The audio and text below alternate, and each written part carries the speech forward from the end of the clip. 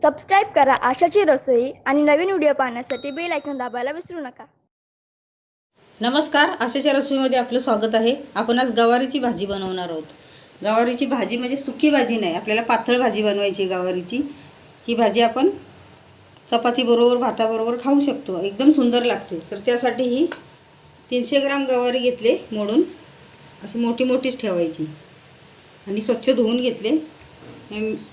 कांदा लसूण मसाला, मीठ चवीनुसार, शेंगदाण्याचं कूट, हे शेंगदाण्याचं कूट मेन असतं, शेंगदाणे भाजून त्याचं कूट करून घेतलेले, एक टोमॅटो, एक मोठा कांदा, एक चमचा धना पावडर, तेल लागणार आहे आपल्याला, इथे हळद लागणार आहे, मोहरी लागणार आहे आणि पातळ बनवायची म्हणजे आपल्याला पाणी लागणारच आहे। तर आपल्याला आणखी लाल कलर पाहिजे असेल तर आपण ही मिरची पावडर टाकायची। आता गॅस पेटवून घ्यायचा आहे आपल्याला। खूप सुंदर भाजी होती ही। कोथिंबीर टाकायची नंतर आपण, कोथिंबीर मी इथं दाखवलेली नाही, थोडी कढई तापू द्या, मग आपण तेल टाकून घेऊया। एक चमचाभर तेल टाकायचे आपल्याला, हा मोठा चमचा आहे।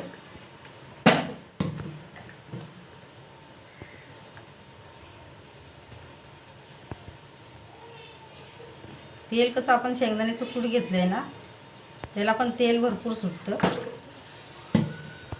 त्याच्यामुळे तेल आपण हा एकच चमचा टाकला। इथे टाकायची मोहरी अर्धा चमचा। आता हा कांदा कापून घेतला आपण, टोमॅटो आणि धना पावडर ती टाकायची। आता कांदा टोमॅटो छान भाजलाय, आता मीठ टाकायचं आपल्याला, हळद टाकायची, मीठ चवीनुसार, हळद पाव चमचा। आता ही गवार टाकून घ्यायची आपल्याला।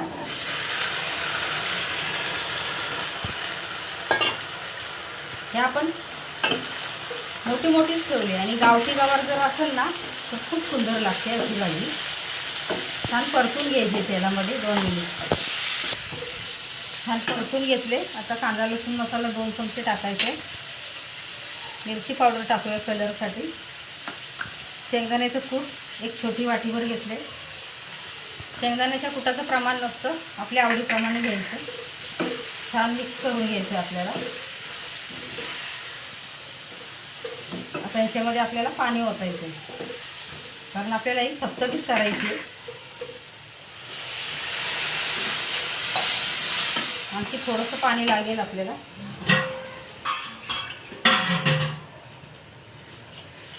आता मध्यम आचेवरती आपल्याला 6 ते 7 मिनिटं शिजवून घ्यायचे, झाकण ठेवून। मधून मधून आपण ढवळून घेऊया। आता 7 ते 8 मिनिटं झालेली आहेत, आपण मधून मधून हलवून घेतली, कारण शेंगदाण्याचं कूट टाकलेलं असतं। गवार चांगली शिजली। आता कोथिंबीर टाकायची आपल्याला, गॅस करायचं आहे बंद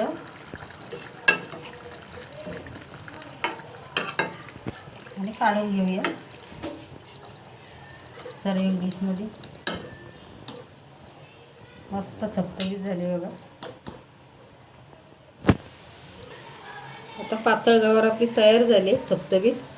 ही गरम गरम सफेद भाताबरोबर, भाकरीबरोबर, चपातीबरोबर खूप सुंदर लागते। तर आपल्याला एखाद्या वेळेस समजा आपल्याला डाळ करायला कंटाळा आला तर आपण गवार असली तर अशी थपथपीत करू शकतो, ती छान लागते। तर नक्की तुम्ही अशी बनवा आणि कशी झाली मला सांगा। व्हिडिओ लाईक शेअर जरूर करा। धन्यवाद।